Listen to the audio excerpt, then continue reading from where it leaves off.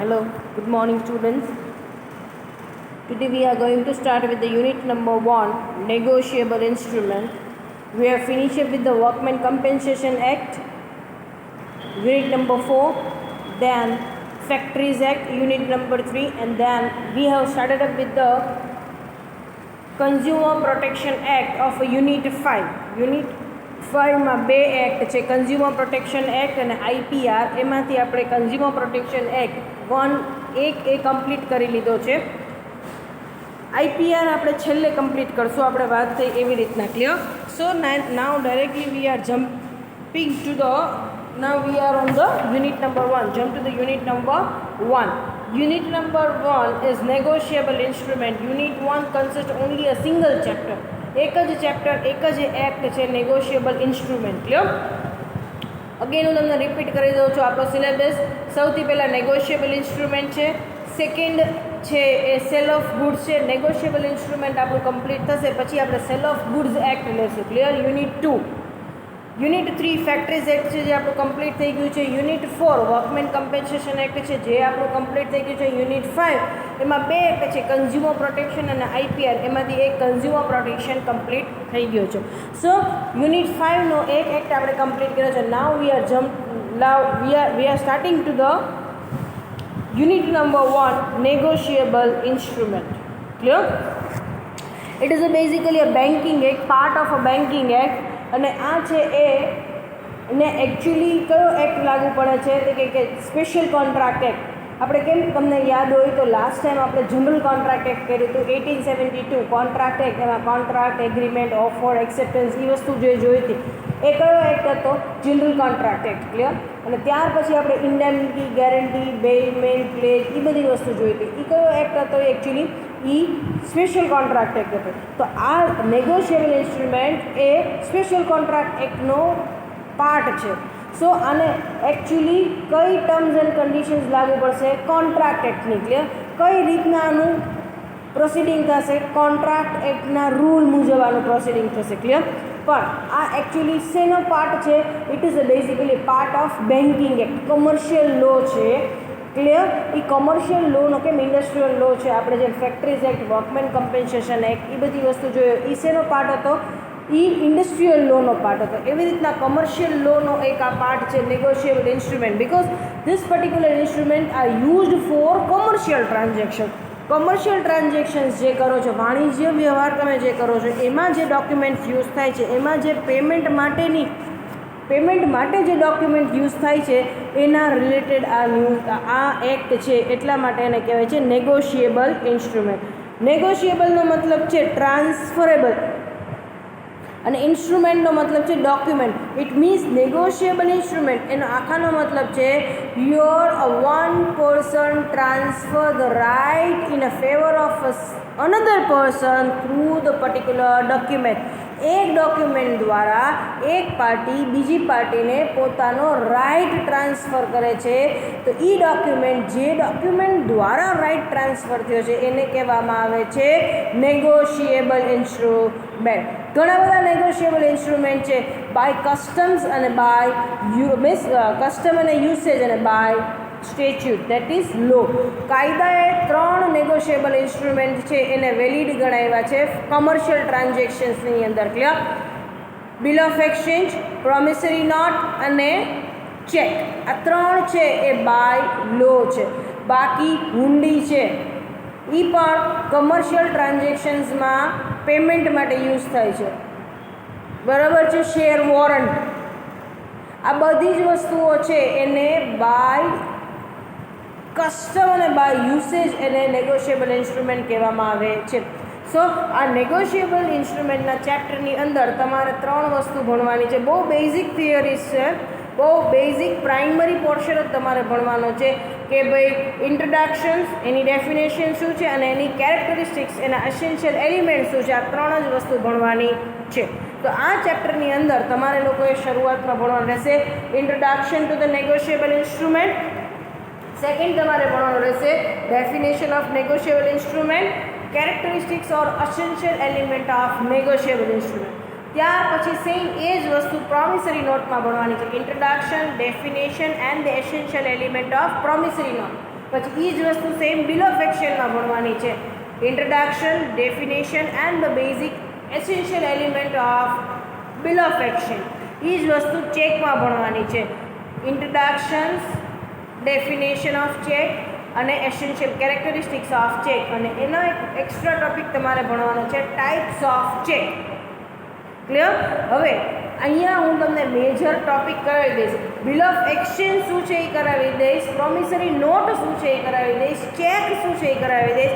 પછી difference between અને અમંગ તમારે તમારી રીતના હોમવર્કમાં વાંચવાના રહેશે, સેલ્ફ સ્ટડીમાં કરવાના રહેશે. પણ જો એમાં કોઈને ડાઉટ છે તો કોલેજના નંબર ઉપર મને કોલ કરવાનું રહેશે. Difference between the promissory note અને bill of action, difference between the bill of promissory note અને ચેક. તો આ જે ડિફરન્સીસ છે એ તમારે તમારી રીતના કરવાના રહેશે હોમવર્કમાં.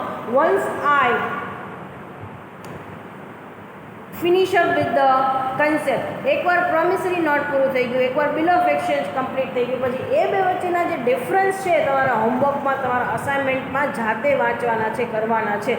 જો એમાં કોઈ ડાઉટ હોય તો તમારે મને કોલેજના નંબર ઉપર કોલ કરવાનો રહેશે. ક્લિયર? સો બેઝિક મેં તમને એક ફ્રેમવર્ક આપી દીધું છે કે નેગોશિયેબલ ઇન્સ્ટ્રુમેન્ટ શું છે. Clear? Let's start with the introduction. Negotiable Instrument Act was enacted in India in 1881. Prior to its enactment, એટલે કે prior to its enactment, enact થવું એટલે રચાવવું, ઘડાવવું. એ કાયદાની રચના થઈ એ પહેલાં the provision of the English Negotiable Instrument Act were applicable in India. કારણ કે આપણે અહીંયા બ્રિટિશર્સનું રૂલિંગ હતું. સો બ્રિટિશ લોઝ આપણે ત્યાં ઇમ્પ્લિમેન્ટ થતા હતા. સો પ્રાયર ટુ ધ 1881 આપણે ત્યાં ઇંગ્લિશ બ્રિટિશર્સના ઇંગ્લિશ નેગોશિયેબલ ઇન્સ્ટ્રુમેન્ટ આપણે યુઝ કરતા હતા. તો આ જે લો છે ઇંગ્લિશ નેગોશિયેબલ ઇન્સ્ટ્રુમેન્ટ અને ખાલી નેગોશિયેબલ ઇન્સ્ટ્રુમેન્ટ એક્ટ, એમાં શું ફેર છે તે કહે કે we have modified the negotiable instrument act according to the custom and the usage and the tradition of Indian economy. આપણા દેશની અંદર જે રીતના કમર્શિયલ ટ્રાન્ઝેક્શન્સ થાય છે, જે રૂઢિચુસ્તતા છે, જે આપણે ત્યાં પદ્ધતિ છે, એ મુજબ આપણે ઇંગ્લિશ નેગોશિયેબલ ઇન્સ્ટ્રુમેન્ટને ઇન્ડિયન કલ્ચરને ઇન્ડિયન ટ્રેડિશન્સ મુજબ એને ચેન્જ કરી અને આપણે એને નેગોશિયેબલ ઇન્સ્ટ્રુમેન્ટ એક્ટ આપી દીધો નામ, અને એ આપણે ઇન્ડિયાની અંદર કરીએ છીએ ફોલો. ક્લિયર? જ્યારે ક્યારેય કોમર્શિયલ ટ્રાન્ઝેક્શન્સમાં એન્ટર થઈએ છીએ ત્યારે. There are certain documents which are freely used in the commercial transaction and the monetary dealing. Main purposes શું છે કે negotiable instrument is such an instrument through which one person can transfer the monetary right to the some another person. આ ઇન્સ્ટ્રુમેન્ટથી એક વ્યક્તિ પોતાનો monetary right બીજા વ્યક્તિને transfer કરે છે. સપોઝ સે ફોર એક્ઝામ્પલ બેંકમાં મારા 5 લાખ રૂપિયા પડ્યા છે, તો 5 લાખ રૂપિયા મારા છે આજે, પણ હું તમને 5 લાખનો ચેક લખીને આપું છું, ફોરવર્ડ કરું છું, ચેકમાં તમારું નામ લખું છું, સિગ્નેચર કરું છું અને તમારા ફેવરમાં એને ડ્રો કરું છું, લખું છું, તમને એ ચેક આપું છું. તો એનો મતલબ શું થયો કે મેં મારા 5 લાખ રૂપિયાનો અધિકાર તમને આપ્યો છે. I have transfer the right in a favour of you. મેં તમારા ફેવરમાં રાઇટ ટ્રાન્સફર કર્યો. ઇટ મીન્સ હવે ભલે મેં તમને એક ચેક જ આપ્યો છે, કેશ આપ્યો નથી, પણ હવે એ 5 લાખ મારા છે ના. હવે એ 5 લાખ ઉપર કોનો અધિકાર છે? તમારો અધિકાર છે, કારણ કે તમારે પાસે એનો એટલો જ છે, એ વસ્તુનો ચેક છે. તમે ધારો ત્યારે એ ચેક બેંકમાં ડિપોઝિટ કરાવી શકો અને એના અગેન્સ્ટ પેમેન્ટ લઈ શકો છો. So through this particular document I have transfer the right in a favour of one party, someone. Clear? So commercial ટ્રાન્ઝેક્શનની અંદર યુઝ થશે. ક્લિયર? સે ફોર એક્ઝામ્પલ તમે આજે 5 કરોડનું રો મટીરિયલ લીધું. હવે એ 5 કરોડનું રો મટીરિયલ તમે ગુડગાંવથી મગાવ્યું, તો ત્યાં 5 કરોડ રૂપિયા કેશ ટ્રાન્ઝેક્શન્સ કરવા જશો ના. તમે એને ડીડી આપી દેશો, તમે એને ચેક ફોરવર્ડ કરી દેશો. ક્લિયર? પ્રોમિસરી નોટ ફોરવર્ડ કરી દેશો. તો આ વસ્તુ શું થઈ? Negotiable instrument. ક્લિયર?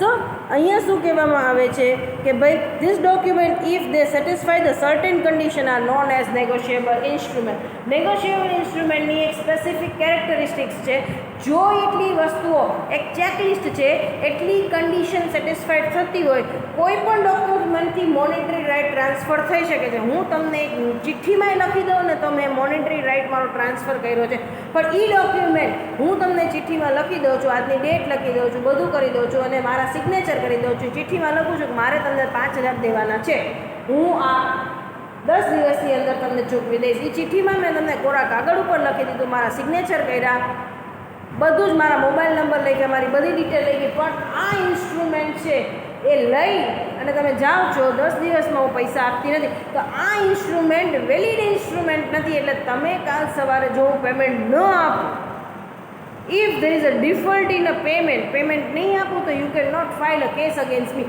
તમે લીગલી પેમેન્ટ કરાવી શકશો નહીં. ધેટ મીન્સ તમે લીગલ કોઈ એક્શન લઈ શકશો નહીં, કોર્ટમાં ચિઠ્ઠી પ્રેઝન્ટ કરી શકશો નહીં અને આ ચિઠ્ઠીના બેઝ ઉપર મને પેમેન્ટ મળશે, કારણ કે આ નેગોશિયેબલ ઇન્સ્ટ્રુમેન્ટ નથી, કારણ કે it doesn't fulfil the characteristics. એના સ્ટેમ્પિંગ ક્યાં, એનું રજિસ્ટ્રેશન્સ ક્યાં, ક્લિયર? સો યાદ રાખવાનું, જો અમુક કન્ડિશન સેટિસ્ફાઈ થાય તો જ એને નેગોશિયેબલ ઇન્સ્ટ્રુમેન્ટ કહેવામાં આવે છે. અને જો નેગોશિયેબલ ઇન્સ્ટ્રુમેન્ટ હશે તો તમે તમારો રાઇટ લીગલી ક્લેમ કરી શકો છો. One party can file a case against the another party legally and can obtain the remedy for the same. શું કહે છે definition? Section number 13 defines the negotiable instrument means the promissory note, bill of exchange, check.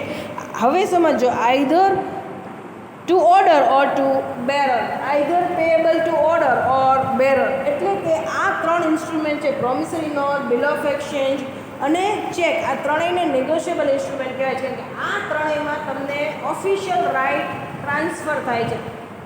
હું check આપું અને પૈસા ન આપું, બેંકમાં નાખું, મારા અકાઉન્ટમાં પૈસા નહીં નીકળે.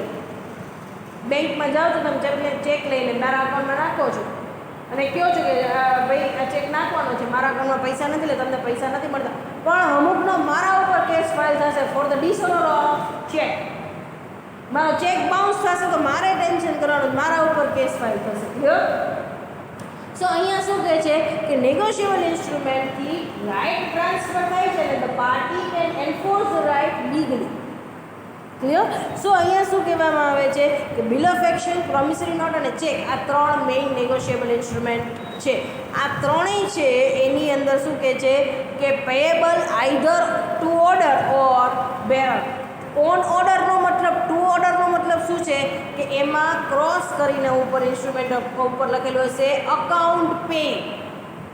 સે ફોર એક્ઝામ્પલ, મેં તમને ચેક ઇસ્યુ કર્યો અને ચેકમાં ઉપર મેં ક્રોસ લાઇન કરી અને એમાં લખ્યું છે અકાઉન્ટ પે. ઇટ મીન્સ તમારા જ અકાઉન્ટમાં આ ચેક જશે, બીજા કોઈ પણના અકાઉન્ટમાં આ ચેક જશે નહીં. અકાઉન્ટ પે છે. ડન? નેક્સ્ટ શું કહેવામાં આવે છે કે ભાઈ bearer. Bearer that is open document, જેના હાથમાં છે એનો ઈ રાઇટ. સપોઝ હું ચેક તમને આપું છું, એ ઓપન ચેક છે, બેરર ચેક છે, મેં સામે ક્રોસ લાઇન કરી ચેકની ઉપર કોર્નરમાં ક્રોસ લાઇન કરી અને એમાં અકાઉન્ટ પે લખ્યું નથી. That means check is open. જેના હાથમાં એ ચેક આવશે, સપોઝ તમારાથી ચેક ખોવાઈ ગયો તો ત્રીજી પાર્ટીના હાથમાં આવ્યો, એના અકાઉન્ટમાં પૈસા નખાવી શકશે. જેના હાથમાં ઇન્સ્ટ્રુમેન્ટ એના ઓનર થશે, એના ફેવરમાં રાઇટ જનરેટ થઈ જશે. So either on order or bearer.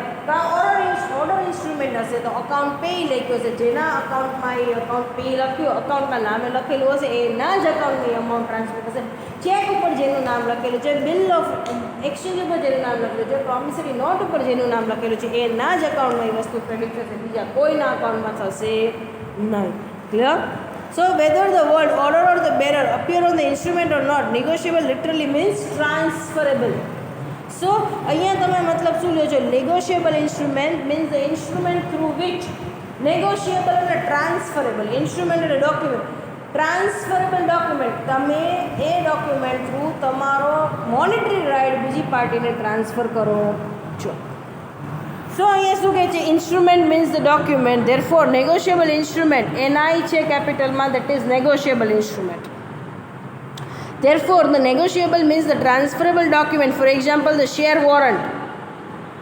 In short, negotiable instrument is a one which entitles the holder to receipt of the money. It gives him the right to transfer the same by mere delivery or endorsement. Endorsement કરવું એટલે approve કરવું, જમા કરાવવું. Clear? Thereon the negotiability of the instrument continue till its maturity. શું કહે છે? Thereon the negotiability of the instrument continue. Negotiable instrument તમે ગમે એટલી વાર ટ્રાન્સફર કરી શકો છો till its maturity date. Cheque છે તો 3 મહિનાની અંદર વટાવવાનો હોય છે. એન્ડોર્સ કરવાનું એટલે વટાવ એન્ડોર્સ કરવાનો હોય છે. ક્લિયર? 3 મહિનાની અંદર ચેક જમા કરાવી દેવાનો આવે છે. 3 મહિના સુધી તમે ચેક જમા નથી કરાવતા તો પછી ચેક ઉપર તમને પૈસા મળશે નહીં, કારણ કે ચેકની વેલિડિટી એક્સપાયર થઈ જશે 3 મહિનાની અંદર. તો હવે શું છે અહીંયા કે આજે તમે ચેક નાખ્યો, મેં તમને ચેક આપ્યો, તમારે આગળ બીજી પાર્ટી ચેક તમે તમારામાંથી ચેક નહીં આપો, આના ચેક તમે એને ફોરવર્ડ કરજો. સો નેગોશિયેબિલિટી કન્ટિન્યુઅસ થાય છે. ક્યાં સુધી? Teal its maturity. 3 મહિના સુધી તમે કોઈ પણ ચેક ગમે એટલી વાર ટ્રાન્સફર કરી શકો. If it is bearer, order ઉપર હશે તો અકાઉન્ટ પેયી હશે, જેનું નામ પહેલી વાર લખેલું હશે એને જ પૈસા મળશે, આગળ જશે નહીં. Thus, the negotiable instrument means a written document which creates a right in a favor of the some person which is freely transferable. શું કહે છે meaning? An instrument is mentioned in the law is legally recognized written document by which the rights are created in favor of the one and the obligation created in the favor of another.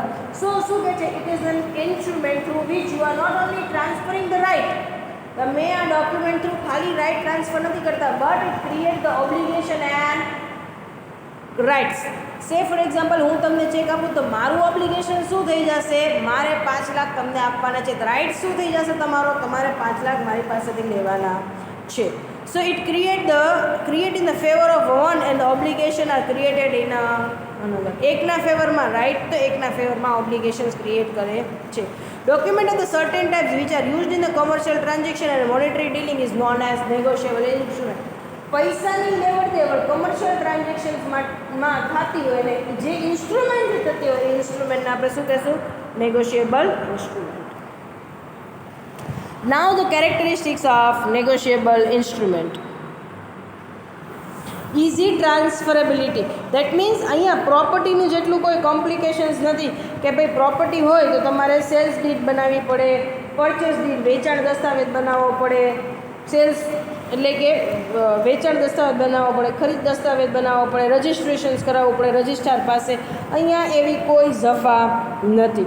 So negotiable instrument is freely transferable. When we transfer any property to someone, we are required to make the transfer deed, register deed, pay the stamp અને taxes. બરાબર છે? Suppose મારા નામે property છે, એક flat છે, તમારા નામે કરું તો કાલ સવારે મારે એની સેલ્સ ડીડ ઇમ્પ્લિમેન્ટ કરવી પડશે, વેચાણ દસ્તાવેજ બનાવવો પડશે, મારે સામેવાળી પાર્ટીએ ખરીદ દસ્તાવેજ બનાવવો પડશે, સ્ટેમ્પ ડ્યુટી પે કરવી પડશે, એનું રજિસ્ટ્રેશન રજિસ્ટ્રાર કચેરી ઓફિસમાં કરાવવું પડશે. હેમુ ગઢવીની બેક સાઈડમાં રજિસ્ટ્રાર ઓફિસ છે, ત્યાં જવું પડશે, ત્યાં રજિસ્ટ્રેશન્સ કરાવવું પડશે, ત્યાં બધી પ્રોસેસ કરવી પડશે, એની ફીસ ચૂકવવી પડશે, ટેક્સ ચૂકવવો પડશે પ્રોપર્ટી ઉપર, કેપિટલ ગેઇનનો. આ કોઈ વસ્તુ નેગોશિયેબલ ઇન્સ્ટ્રુમેન્ટમાં છે નહીં. નેગોશિયેબલ ઇન્સ્ટ્રુમેન્ટ પ્રોપર્ટી જ છે. ચેક છે it's as good as property, પણ એની ટ્રાન્સફરની આ બધી પ્રોસેસ છે નહીં. But such formalities are not necessary while transferring the negotiable instrument. In short, property in the negotiable instrument can be transferred without any formalities. કોઈ એવી formality કરવાની નથી લાઈક અ પ્રોપર્ટી. negotiable instrumentની અંદર શું કહે છે? easily you can transfer by delivery. That's it. No registrations, nothing like that. Next શું કહેવામાં આવે છે? It must be in the writing. Negotiable instrument must be in the writing. તમે કોઈ પણ ફોર્મમાં એને રિટર્નમાં ચલાવી શકો. હેન્ડ રિટન ચાલશે, પ્રિન્ટિંગ પણ ચાલશે, ટાઈપિંગવાળું પણ ચાલશે, પણ it should be in the writing format. Negotiable instrument ક્યારેય એટલે ક્યારેય ઓરલ ફોર્મેટમાં હશે નહીં. હું તમને ઓરલી એમ કહીશ કે હું તમને આટલા રૂપિયાની ચેક આપું છું, આ વેલિડ છે? No, this instrument is not valid one. So instrument must be in a writing. Hand return ચાલશે, ટાઈપિંગ ચાલશે, પ્રિન્ટિંગ ચાલશે, કાંઈ પણ. Unconditional order, negotiable instrument must contain the unconditional promise to pay. That means promise to pay should not be based on any conditions. તમે check મેં તમને આપ્યો 5 લાખ રૂપિયાનો, હવે તમે ચેક બેંકમાં નાખો છો તો બેંકવાળા તમને કોઈ કન્ડિશન્સ નહીં કરે. ચેક દેવા માટે અને એને એનકેશ કરાવવાની મારી કોઈ કન્ડિશન હોવી જોઈએ નહીં. શું કહે છે કે ભાઈ negotiable instrument must be free from condition. It should not be, payment should not be based on any condition. Once you are creating the right in a favor of someone, then it should be unconditional one. Commercial conditions it would be fine. કે check બેંકમાં હું phone કરીને કહી દઈશ પછી deposit કરજો. Once I receive the goods receive થઈ જાય એની ફાઇલ તમારે બેંકમાં આવે પછી જ પેમેન્ટ ક્રેડિટ કરજો. એ કોમર્શિયલ કન્ડિશન્સ રાખી શકીશ, બાકી કોઈ બીજી કન્ડિશન્સ રાખી શકીશ નહીં. Payment. The instrument must involve the payment of the certain sum of money and nothing more. And the negotiable instrument enables the holder to expect the prompt payment because the dishonor means the ruin of the credit of all the person who are parties to the instrument. Clear? So negotiable instrument ની અંદર શું હોય છે? It involves the payment of the certain sum of money, nothing more. કોઈ વસ્તુ કાઇન્ડમાં payment આપવાનું નથી. કોઈ દિવસ ચેક હું લખીશ 10 બેગ રાઈસના, નો. સો અહીંયા શું કહે છે? Negotiable instrument always involve the payment of the certain sum of money, nothing else. Monetary transfer, monetary right transfer કરવા માટે જ આ ડોક્યુમેન્ટ યુઝ થશે, બીજી કોઈ વસ્તુ માટે થશે નહીં. અને બીજું શું કહે છે કે ભાઈ holder of the instrument always expect the prompt payment. જો પેમેન્ટમાં ડિલે થશે તો એ પાર્ટીની રેપ્યુટેશન સ્પોઇલ કરશે બજારની અંદર, માર્કેટની અંદર. The beneficiary must be a specific person. That means it means that the person in whose favor the instrument is made must be named. That means payable to the specific person. જે વ્યક્તિનું નામ, તમારે કોઈ એક વ્યક્તિનું specific નામ લખવું પડશે એ ઇન્સ્ટ્રુમેન્ટ ઉપર. It should address to the specific person. Check છે તો હું એમ લખીશ ટુ whomsoever applicable. એવું કોઈ દિવસ થશે કે કોઈ જે તે વ્યક્તિના નામે અકાઉન્ટ હશે એનું નામ જ મારે લખવાનું રહેશે. So cheque always, promissory note always address to the specific person. So અહીંયા તમારે બેનિફિશિયરી મેન્શન કરવાનું છે કે who is beneficiary, in whose favor you are creating the right. કોની ફેવરમાં તમે રાઇટ ક્રિએટ કરો છો, કોને તમે પેમેન્ટ કરવા માગો છો, કોને એડ્રેસ કરો છો. Signature. A negotiable instrument must bear the signature of its creator. એટલે જે લોકો નેગોશિયેબલ ઇન્સ્ટ્રુમેન્ટ ફોરવર્ડ કરે છે, જે લોકો નેગોશિયેબલ ઇન્સ્ટ્રુમેન્ટ ઇસ્યુ કરે છે, બનાવે છે, એ ક્રિએટરના, મેકરના સાઇન હોવા જરૂરી છે. Without the signature drawer or the maker, without the signature of drawer or the maker, the instrument will not be valid.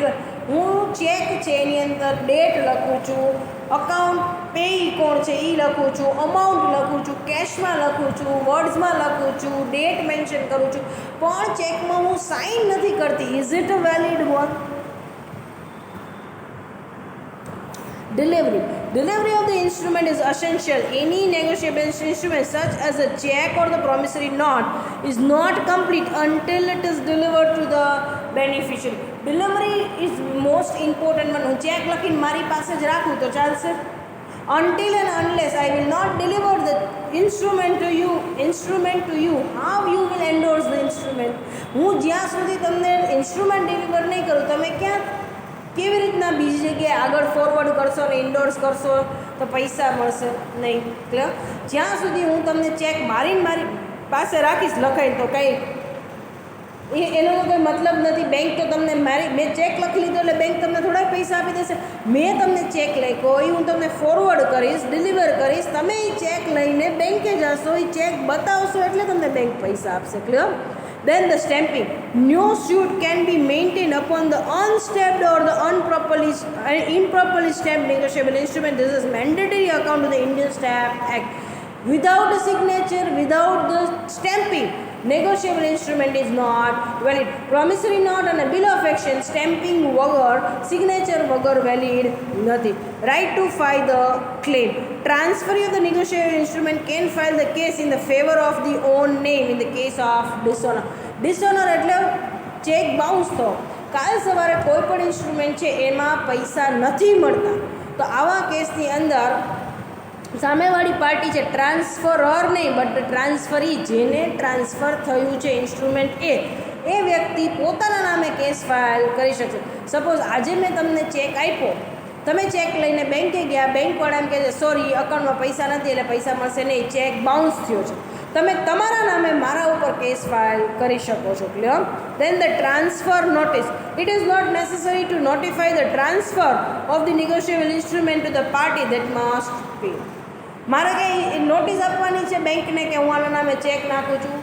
હું તો જેટલા ચેક જેના નામે ઇસ્યુ કરું, બેંક પાસે તમે ચેક લઈને જાશો, that is more than enough. મારે બેંકને કે બીજા કોઈ પાર્ટીને ઇન્ફોર્મ કરવાનું નથી, નોટિફાય કરવાનું નથી.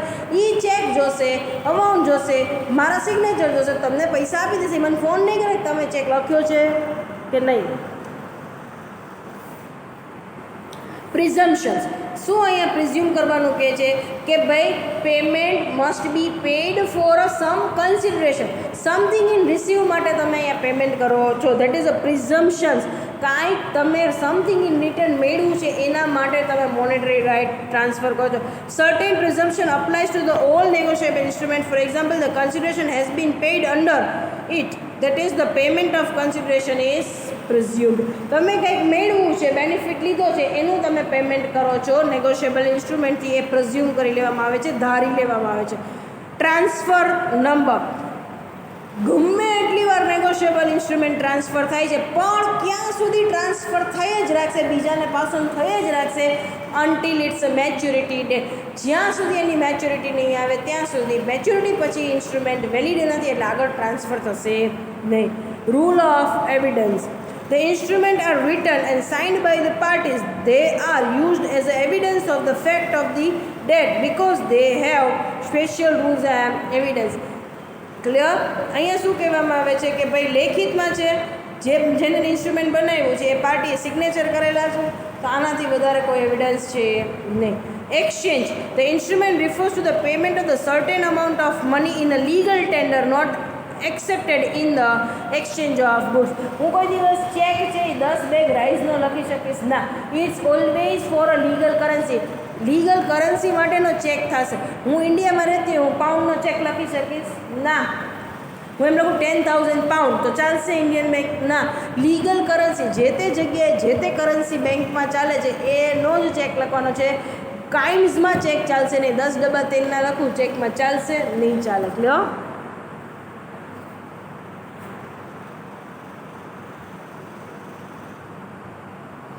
સો નેક્સ્ટ ટોપિક છે પ્રોમિસરી નોટ. આજે કેરેક્ટરિસ્ટિક્સ ઓફ નેગોશિયેબલ ઇન્સ્ટ્રુમેન્ટ હજી એકવાર વાંચી લેજો, સાંભળી લેજો. આ જો કેરેક્ટરિસ્ટિક્સ તમને બધી સમજાઈ ગઈ.